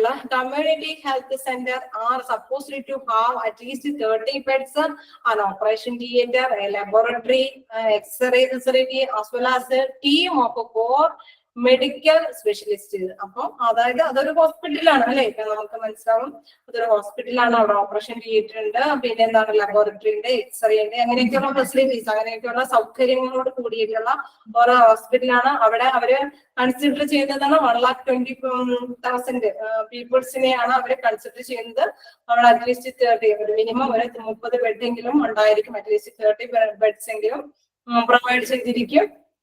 then എന്താണ് ഫോർ മെഡിക്കൽ സ്പെഷ്യാലിറ്റീസ്, എന്തെങ്കിലും മെഡിക്കൽ, ഇപ്പൊ നമുക്കറിയാം കാർഡിയോളജിസ്റ്റ്, ന്യൂറോളജിസ്റ്റ്, നെഫ്രോളജിസ്റ്റ്, അങ്ങനെ ഏതെങ്കിലും ഒരു സ്പെഷ്യൽ കേസുകൾ അറ്റൻഡ് ചെയ്യുന്ന ഡോക്ടേഴ്സുകളും ഉണ്ടായിരിക്കും. അങ്ങനെ സ്പെഷ്യൽ വിങ്സും കൂടിയും ഇതിന്റെ കൂട്ടത്തില് പ്രവർത്തിക്കുന്നുണ്ടാവും എന്നുള്ളതും കൂടിയാണ് പറയുന്നത്. അതാണ് കമ്മ്യൂണിറ്റി ഹെൽത്ത് സെന്റർ എന്ന് പറയുന്നത്. അപ്പോ ഇപ്പൊ നിങ്ങൾക്ക് എന്തെങ്കിലും ഏകദേശം ഐഡിയ കിട്ടിയോ? ആദ്യം നിങ്ങൾക്ക് പെട്ടെന്ന് കിട്ടിയിട്ട് കാണൂല. ഇപ്പൊ നിങ്ങൾക്ക് അത്യാവശ്യം നിങ്ങളുടെ നാട്ടിലുള്ള അല്ലെങ്കിൽ നമ്മൾ കണ്ടുപരിചയമുള്ള കുറച്ച് കിട്ടി. സബ് സെന്ററുകളിലൊക്കെ നമ്മൾ കൊച്ചുങ്ങളുടെ ഒക്കെ കാര്യങ്ങളൊക്കെ കുറച്ചൊക്കെ കുറച്ചൊക്കെയാണ് മീൻ ചെയ്യാനായിട്ട്. എന്തെങ്കിലും ഐഡിയ കിട്ടിയെന്ന് വെച്ചിട്ട് കുറച്ചൊക്കെ നിങ്ങൾക്ക് മനസ്സിലായി കാണുമെന്ന് വിചാരിക്കുന്നു. അതായത് സബ് സെന്റേഴ്സുകളെല്ലാം നമ്മള് മിക്കവാറും കൊച്ചു കുട്ടികളൊക്കെ ഉള്ളവരൊക്കെ ആണെങ്കിൽ വിസിറ്റ് ചെയ്തിരിക്കും. ഒപ്പം തന്നെ പ്രൈമറി ഹെൽത്ത് സെന്ററുകളിലൊക്കെ പോയി കാണും. പ്രത്യേകിച്ച് ഈ കോവിഡ് ടൈമിലൊക്കെ ഇങ്ങനത്തെ ഹെൽത്ത് സെന്ററിലൊക്കെ മിക്കവാറും ആരെങ്കിലൊക്കെ വിസിറ്റ് ചെയ്യാതിരിക്കില്ല. ദെൻ കമ്മ്യൂണിറ്റി ഹെൽത്ത് സെന്റർ എന്ന് പറയുന്നതും ഒരു ഗവൺമെന്റ് ഫീൽഡിലുള്ള ഒരു സംഭവം തന്നെയാണ്. അപ്പോ ഇങ്ങനെ 3 കാറ്റഗറൈസ് ചെയ്തിട്ടാണ് എന്തെന്ന് പറയുന്നത്, ഈ health care infrastructure in rural areas has been developed. അത് വികസിപ്പിച്ചിരിക്കുന്നത് ആസ് എ 3 ടയർ സിസ്റ്റം. അത് ഏതൊക്കെയാണെന്ന് ചോദിച്ചാൽ sub centres, primary health centre, community health centre ആണ്. ഈ സബ് സെന്ററിന് മുകളിലാണ് എന്തപ്പോ പ്രൈമറി ഹെൽത്ത് സെന്റർ, അതിന്റെ മുകളിലാണ് കമ്മ്യൂണിറ്റി ഹെൽത്ത് സെന്റർ. നിങ്ങൾ ഇനി അടുത്തൊരു ഡയഗ്രാം കൂടി മനസ്സിലാക്കിയാൽ നിങ്ങൾക്ക് പെട്ടെന്ന് കിട്ടുകയും. ആ ഡയഗ്രത്തിൽ നോക്കാം, the health system infrastructure in ഇന്ത്യയിലെ ഹെൽത്ത് അതിന്റെ ലെവലിലേക്ക് വരികയാണ്. National level ministry of health and family welfare. അതിന്റെ ഇതെന്ന് പറയുന്നത് എന്താണ്, നമ്മുടെ കമ്മ്യൂണിറ്റി ഹെൽത്ത് സെന്റർ എന്ന ഗവൺമെന്റ് ഹോസ്പിറ്റലല്ലേ, അതെ അങ്ങനെ മീൻ ചെയ്യാം. അപ്പൊ ഗവൺമെന്റ് ഫീൽഡിലുള്ള കാര്യങ്ങളാണല്ലോ നമ്മൾ പറഞ്ഞത്. അപ്പൊ അതിന്റെ പ്രൈമറി തുടങ്ങി ആ ഒരു സ്റ്റെപ്പായിട്ടാണ് കയറുന്നത്. സബ് സെന്റർ, പിന്നെ പ്രൈമറി സെക്ടർ, പിന്നെ ഉള്ളതാണ് ഈ സെന്റർ. ഇത് എന്താ പറയുക, കമ്മ്യൂണിറ്റി ഹെൽത്ത് സെന്റർ എന്ന് പറയുന്നത്. അപ്പം പറയുന്നത് എന്താണ്, ഈ ഇതിന്റെ ഡയഗ്രത്തിലേക്ക് വരികയാണെങ്കിൽ എന്താണ്, നാഷണൽ ലെവല് ദേശീയ രീതിയിൽ പറയുമ്പോൾ എന്താണ്, നമ്മുടെ കുടുംബ ആരോഗ്യ അല്ലെ കുടുംബക്ഷേമ ആരോഗ്യപരമായ മന്ത്രാലയം എന്ന് പറയുന്നത്, ദേശീയ കുടുംബക്ഷേമ മന്ത്രാലയം എന്ന് പറയുന്നതിനെ വീണ്ടും സ്പ്ലിറ്റ് ചെയ്ത് കൊണ്ടുവരികയാണ് സ്റ്റേറ്റ് ലെവലിലേക്ക് ആൻഡ് യൂണിയൻ ടെറിട്ടറീസ്. അതിലേക്ക് കൊണ്ട് നമ്മൾ പഠിച്ചത് ഇവിടെ കിടക്കുന്നത് state level and union territories, അത് ഡിസ്ട്രിക്ട് ലെവലിലേക്ക് വരുന്നു. പിന്നെ വീണ്ടും അത് റൂറൽ ഏരിയയിലേക്ക് വരുന്നു. നമ്മളിപ്പോ ഡിസ്ട്രിക്ട് ലെവലിലെ കാര്യങ്ങളോ സ്റ്റേറ്റ് ലെവലിലെ കാര്യങ്ങളോ ഒന്നും ഇവിടെ പറഞ്ഞില്ല. നമ്മൾ നേരെ തുടങ്ങുന്നത് റൂറൽ ഏരിയയിലാണ്. റൂറൽ ഏരിയയിലെ സബ് സെന്റർ നമ്മൾ മനസ്സിലാക്കി എന്താണെന്നും അവിടെ എങ്ങനെയൊക്കെയാണ്, എത്ര വർക്കേഴ്സ് ഉണ്ട്, അവിടെ എത്രത്തോളം രോഗികളെയാണ് അവര് ട്രീറ്റ് ചെയ്യാൻ ഉദ്ദേശിക്കുന്നത്, അത് പിന്നെ PHS വന്നു. അപ്പൊ എത്ര സബ് സെന്ററുകളിൽ കൂടിച്ചേർന്നാണ് ഈ PHC അണ്ടറിൽ എത്ര സബ് സെന്റർ ഉണ്ടെന്നു എന്നൊക്കെ മനസ്സിലാക്കി. ഒരു 6 എണ്ണം വരുന്നുണ്ടെന്ന് മനസ്സിലായി. ദെൻ CHC വന്നു. CHC അപ്പൊ 4 PHC, അതായത് CHC എന്താണ് സെന്റർ ഹെൽത്ത് സെന്റർ അല്ലെ, എന്താ പറയുന്നത്, community health centre. Community health സെന്ററിന്റെ കീഴില് എത്ര 4 PHC primary health centre, 4 primary health centre ആണ് വന്നതെന്ന് മനസ്സിലായി.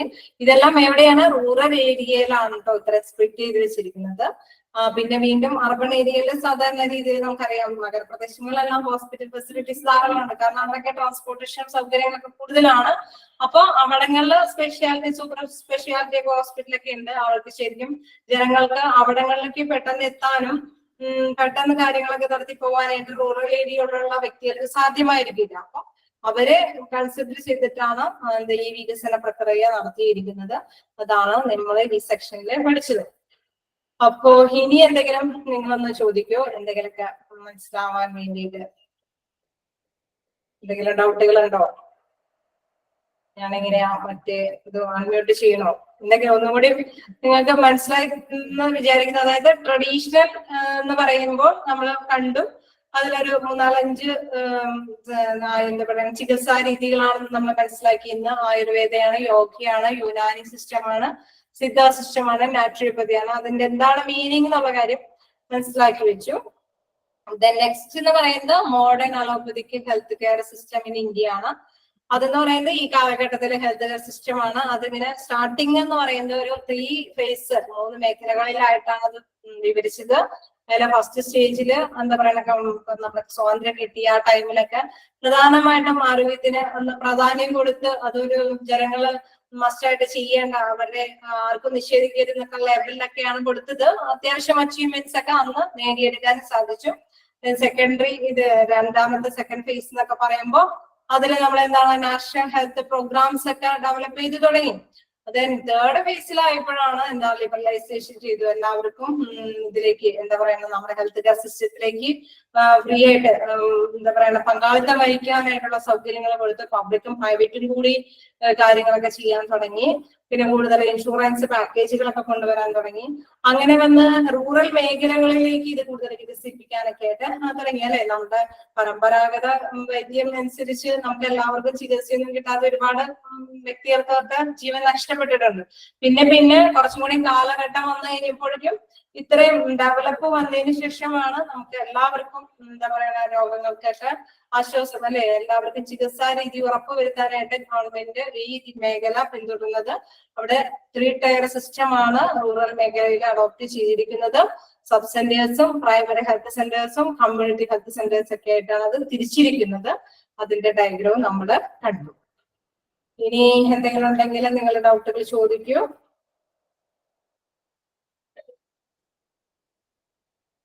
തീർച്ചയായിട്ടും ഞാൻ ക്വസ്റ്റ്യൻസ് ചോദിക്കോന്നാണോ ചോദിച്ചത്? എങ്കിൽ ഞാൻ ചോദിക്കാം. അപ്പൊ നിങ്ങക്ക് പറയാൻ പറ്റുമോ? സെക്കൻഡ് ഫേസ് ഒന്നുകൂടി റിപ്പീറ്റ് ചെയ്യാമെന്നോ ചോദിക്കുന്നുണ്ട്. ഞാൻ ചോദ്യം ചോദിക്കാന്ന് വെച്ചാൽ ഞാൻ ഇതിന്റെ ക്വസ്റ്റ്യൻസ് എന്തായാലും മോർ ക്വസ്റ്റ്യൻസ് അതെല്ലാം ക്വസ്റ്റ്യൻ ആൻസർ. ഇതിന്റെ ക്വസ്റ്റ്യൻസ് എന്തെങ്കിലും ഞാൻ ലാസ്റ്റ് അതായത് ഈ ചാപ്റ്റർ അവസാനിക്കുന്നതനുസരിച്ച് നമുക്ക് എനിക്ക് തോന്നണം നമുക്ക് ലാസ്റ്റ് ഒരു അടുത്ത ഇതിനോടുകൂടി സെക്ഷനോടുകൂടി നമ്മുടെ ചാപ്റ്റർ അവസാനിക്കും. ഇതും കൂടെ ഉള്ളൂ നമുക്ക് പഠിപ്പിക്കാനായിട്ട്. ഹോസ്പിറ്റൽ ഫംഗ്ഷൻ എന്നൊരു ടോപ്പിക്കും കൂടെ ഉള്ളൂ. ഇതിലെ ചെറിയൊരു ചാപ്റ്റർ ആണ്. ഇതിനോടൊപ്പം തന്നെ ഇതിന്റെ ക്വസ്റ്റ്യൻസ്, ഈ ചാപ്റ്ററിന്റെ ക്വസ്റ്റ്യൻസ് ഞാൻ ഇടാം.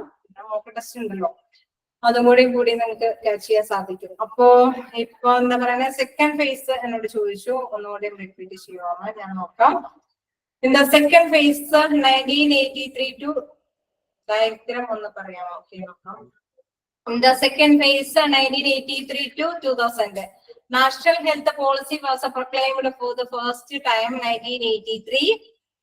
അതായത് നമ്മളുടെ നാഷണൽ അതായത് ഹെൽത്ത് പോളിസീസ് നമ്മൾ എന്താ പറയുക അത് തീരുമാനമാക്കുന്നത്, അതിന്റെ നിർദ്ദേശങ്ങളെല്ലാം വിപുലീകരിച്ച് കൊണ്ടുവരുന്ന ഒരു ടൈമാണ് എന്ന് പറയുന്നത് സെക്കൻഡ് ഫേസ് അല്ലെ, അതിന്റെ പ്രാബല്യത്തിൽ വരുന്നത് പ്രഖ്യാപിക്കപ്പെടുന്നു എന്നൊക്കെയാണ് ഉദ്ദേശിക്കുന്നത്. Claimed for the first time 1983 second phase കൊണ്ടുവരുന്നത്. Which pronounced clearly the need to encourage private initiative in health service delivery. അതായത് ഈ ടൈം ആയപ്പോഴേക്കും എൻകറേജ് ചെയ്തത് പ്രൈവറ്റിനെയും കൂടി ഇൻവൈറ്റ് ചെയ്യുകയാണ് നമ്മുടെ ഹെൽത്ത് കെയർ സിസ്റ്റത്തിലേക്ക്. മറ്റേത് നമ്മൾ നേരത്തെ കണ്ടു, ഗവൺമെന്റ് തന്നെ അവർക്കെല്ലാവർക്കും നിഷേധിക്കരുതെന്നുള്ള ഒരു മനോഭാവത്തോടുകൂടി അല്ലെ, ആർക്കും എമൗണ്ട് ഒക്കെ ഇല്ല, പൈസ ഫിനാൻഷ്യലി പുവർ ആണെങ്കിലും ആർക്കും ഒന്നും നിഷേധിക്കരുത്, സൗകര്യമൊക്കെ ഏർപ്പെടുത്തി കൊടുക്കണം എന്നുള്ള ഒരു രീതിയിലാണ്, മനോഭാവത്തിലാണ് കൊണ്ടുപോയത്.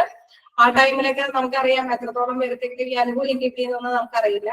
Anyway next time second time ആയപ്പോ എന്താണ് പ്രൈവറ്റ് ആയിട്ട് ഹോസ്പിറ്റലിലേക്ക് സർവീസ് ഒക്കെ കൈകാര്യം ചെയ്യാനായിട്ട് ഇനീഷ്യേറ്റീവ് ആയിട്ടുള്ള വ്യക്തികളൊക്കെ വെൽക്കം ചെയ്യുകയാണ്. The policy also intensified the access to publicly funded primary health care. അതിലെല്ലാം പ്രൈമറി ഹെൽത്ത് കെയറിന് വേണ്ടിയിട്ട് പബ്ലിക് അല്ലെ ഗവൺമെന്റ് ഒരു ഫണ്ട് നീക്കി വെക്കുന്നുണ്ട്. ഈ ടൈമില് പബ്ലിക്കിന് വേണ്ടിയിട്ട് പ്രൈമറി ഹെൽത്ത് കെയർ സിസ്റ്റത്തിന് വേണ്ടിയിട്ട് പ്രാഥമിക ആരോഗ്യ സുരക്ഷയ്ക്ക് വേണ്ടിയിട്ട് പബ്ലിക് ഒരു ഫണ്ട് നീക്കി വെച്ച് തുടങ്ങി. Facilitating expansion of health facilities in rural areas through national health. ആ ഫണ്ടിൽ നിന്നാണ് റൂറൽ ആയിട്ട്, അതായത് ഗ്രാമപ്രദേശങ്ങളിൽ നാഷണൽ ഹെൽത്ത് പ്രോഗ്രാംസ് ഒക്കെ സംഘടിപ്പിച്ചു തുടങ്ങിയത്. അതായത് NAHPS. ഇപ്പൊ നമുക്കറിയാം കുറെ പദ്ധതികളൊക്കെ ഉണ്ട്. അപ്പൊ ആ ടൈമില്, അതായത് ഈ കാലഘട്ടത്തില് നമ്മളിങ്ങനെ പുതിയ രീതികളൊക്കെ അഡോപ്റ്റ് ചെയ്ത് കൊടുക്കുകയാണ്. പ്രൈവറ്റിനെ വെൽക്കം ചെയ്തു. നെക്സ്റ്റ് പബ്ലിക്കിൽ നിന്ന് ഇത്ര ഫണ്ട് ഹെൽത്ത് കെയറിന് വേണ്ടി നീക്കി വെക്കുന്നു. അതേപോലെ തന്നെ നാഷണൽ ഹെൽത്ത് പ്രോഗ്രാംസ് ഒക്കെ റൂറൽ ഏരിയയിലേക്കൊക്കെ വർദ്ധിപ്പിച്ചു കൊണ്ടുവരുന്നു. ഇതാണ് സെക്കൻഡ് ഫേസില് നടത്തിയത്. ക്ലിയർ ആയോ? ആരാ ചോദിച്ചത്? ഓക്കെ. പിന്നെ ചോദിച്ചത് ഡയഗ്രാം ഒന്നുകൂടി പറയുന്നതാണ്. നോക്കാം. The health system infrastructure in India. അതില് അതായത് മൊത്തത്തിൽ ഒരു സിസ്റ്റം അല്ലെ, ഹെൽത്ത് സിസ്റ്റം ആണ് പറയുന്നത്. അപ്പൊ നമ്മൾ ആദ്യം തന്നെ തുടങ്ങുമ്പോൾ എന്താ, നാഷണൽ ലെവലിൽ നമ്മൾ ദേശീയപരമായിട്ട് ഇന്ത്യ എന്നുള്ള മനോഭാവത്തിൽ വരുമ്പോൾ എന്താ, നാഷണൽ ലെവലില് minister of health and family. നമുക്കറിയാം ഇപ്പോ നമ്മുടെയൊക്കെ ഒരു മന്ത്രിമാര് തന്നെയുണ്ട് അല്ലെ, നമ്മുടെ ആരോഗ്യ മേഖല കൈകാര്യം ചെയ്യുന്ന മന്ത്രിയുണ്ട്, അവരുടെ കീഴിൽ കുറെ വ്യക്തികളുണ്ട്, സ്റ്റാഫുകളും കാര്യങ്ങളൊക്കെ ഉണ്ട്. അപ്പൊ ആ national level ministry of health and family welfare, ആരോഗ്യ സുരക്ഷ, നമ്മുടെ കുടുംബക്ഷേമ ആരോഗ്യ മന്ത്രാലയം എന്നുള്ളതാണ് നാഷണൽ ലെവലിൽ നമ്മൾ പറയുക. പിന്നെ അതിന് കീഴിൽ എന്നുള്ള സ്റ്റേറ്റ് ലെവൽ, ഇപ്പൊ നമ്മുടെ കേരളക്കാരാകുമ്പോ, നമ്മൾ കേരളത്തിലാവുമ്പോൾ നമുക്ക് സ്റ്റേറ്റ് ലെവലിൽ എന്തുണ്ട്, ഇതേമാതിരി തന്നെ ministry of health and family welfare ഉണ്ട്. യൂണിയൻ ടെറിറ്ററീസ് അഥവാ ആന്റി യൂണിയൻ ടെറിറ്ററി, അതായത് ഓരോ സ്റ്റേറ്റിലും ഉണ്ടെന്ന് പറയുന്നു. കേരളം, കർണാടക, തമിഴ്നാട് അങ്ങനെയുള്ള സ്റ്റേറ്റുകൾ കൂടാതെ നമുക്ക് ഒരു 6-7 യൂണിയൻ ടെറിറ്ററീസ് ഉണ്ടല്ലേ. ആ ഇതിലും എന്താണ് ഈ പറഞ്ഞ ministry of health and family welfare ഉണ്ട്. ദെൻ ഡിസ്ട്രിക്ട് ലെവൽ, വീണ്ടും അത് എന്താ പറയുന്നത്, നമ്മള് പഞ്ചായത്ത് ജില്ലാ തലത്തിലേക്ക് വരികയാണ്. നമ്മള് എന്താ പറയുക, സംസ്ഥാന തലം കഴിഞ്ഞു, അപ്പൊ ദേശീയ തലം കഴിഞ്ഞു, സംസ്ഥാന തലം കഴിഞ്ഞു, then ഡിസ്ട്രിക്ട് ലെവൽ നമ്മുടെ ജില്ലാ തലത്തിലേക്ക് വരുന്നു. ദെൻ ജില്ലാതലം കഴിഞ്ഞ് കഴിയുമ്പോഴാണ് എന്ത്, റൂറൽ ഏരിയകള്, അതിന്റെ തന്നെ ഗ്രാമപ്രദേശങ്ങളും അർബൺ ഏരിയ നഗരപ്രദേശങ്ങളിലാക്കി തിരിച്ചിരിക്കുന്നത്. ഇതൊക്കെ എന്തിനാ വേണ്ടിയിട്ട്, ഹെൽത്ത് കെയർ സിസ്റ്റത്തിന് വേണ്ടിയിട്ട്. അപ്പൊ അതില് റൂറൽ ഏരിയാസ്, ഗ്രാമപ്രദേശങ്ങളിൽ ഈ ഹെൽത്ത് കെയർ സിസ്റ്റത്തിന് എന്തൊക്കെയാണ് നമുക്ക് തരുന്നതെന്ന് നോക്കുക. അതില് സബ് സെന്റർ നമ്മൾ പഠിച്ചത്, റൂറൽ മേഖലയില് സബ് സെന്ററുകൾ ഉണ്ടാക്കി, അതിന് PHC ഉണ്ടാക്കി, എന്താ CHC അതായത് പ്രൈമറി ഹെൽത്ത് സെന്റർ, പിന്നെ എന്താ പറയുക, നേരത്തെ പറഞ്ഞ മാതിരി തന്നെ കമ്മ്യൂണിറ്റി ഹെൽത്ത് സെന്റർ. നമ്മൾ ഗവൺമെന്റ് ഹോസ്പിറ്റലിൽ നിന്നൊക്കെ എപ്പോഴും പറയുന്ന കാര്യം, നമ്മളെപ്പോഴും കമ്മ്യൂണിറ്റി ഹെൽത്ത് സെന്റർ എന്നുള്ള മീനിങ്ങിലേക്ക് നമ്മൾ പെട്ടെന്ന് എത്തില്ല. അപ്പൊ നോക്കാം, ഈ സബ് സെന്ററുകള്, PHC പ്രൈമറി ഹെൽത്ത് സെന്ററുകള്, തന്നെ കമ്മ്യൂണിറ്റി ഹെൽത്ത് സെന്ററുകളെല്ലാം രൂപീകരിച്ചു. അങ്ങനെയാണ് റൂറൽ ഏരിയകളിലേക്ക് വരുന്നത്. അപ്പൊ രണ്ടായിട്ട് തരംതിരിക്കുകയാണ് എവിടെ വരുമ്പോൾ, ഡിസ്ട്രിക്ട് ലെവൽ വരുമ്പോൾ. ഇപ്പോ നിങ്ങൾക്ക് കിട്ടിയോ, ഈ ഡയഗ്രാം കിട്ടിയോ? പറയുന്നുണ്ട്.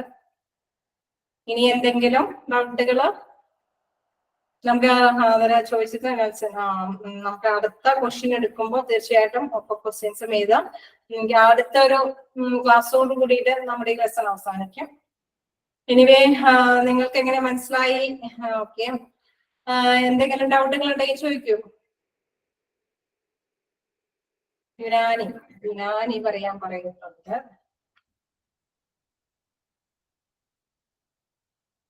യുനാനി സിസ്റ്റത്തില് ഞാൻ പറഞ്ഞു, Unani system of medicine aims in promotion of health, prevention of diseases and care. അതായത് തടയുക, പ്രിവെൻഷൻ, മുൻകരുതലുകൾ എടുക്കുക, ഡിസീസ് വരാതെ മുൻകരുതലുകൾ എടുക്കുകയാണ് ഇവിടെ പ്രധാനമായിട്ട് ചെയ്യുന്നത്. അതായത് അസുഖങ്ങൾ വരാതെ.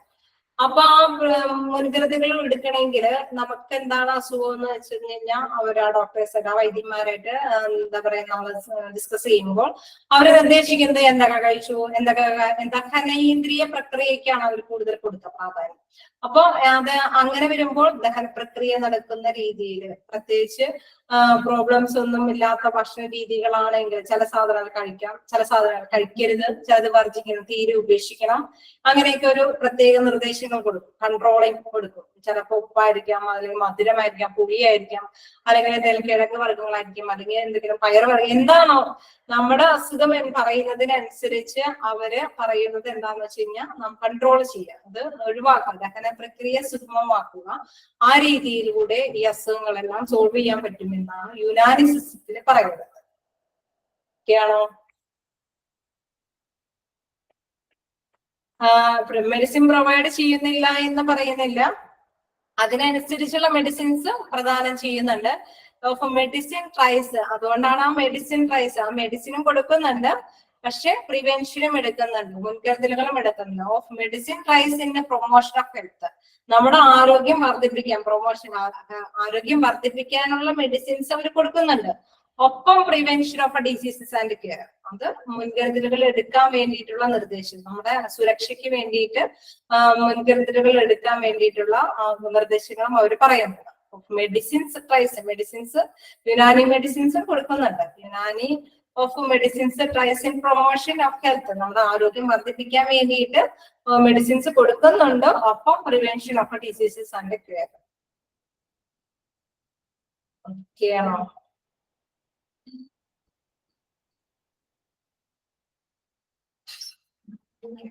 മെഡിസിൻസ് എന്തായാലും വൈദ്യന്മാരുടെ എന്താ പറയുക പ്രിസ്ക്രിപ്ഷൻ അനുസരിച്ചായിരിക്കുമല്ലോ എന്താണ് മെഡിസിൻസ് എന്നുള്ളത്, അവര് അതിനോടൊപ്പം തന്നെ പ്രിസ്ക്രൈബ് ചെയ്യും, നിർദ്ദേശിക്കുകയും ചെയ്യും നമ്മളോട്, അതനുസരിച്ച് നമ്മൾ എടുക്കും. പക്ഷെ ഇവർക്ക് കൂടുതൽ പ്രാധാന്യം കൊടുക്കുന്നത് ഈ പ്രക്രിയക്കാണ്, മനസ്സിലാക്കാം.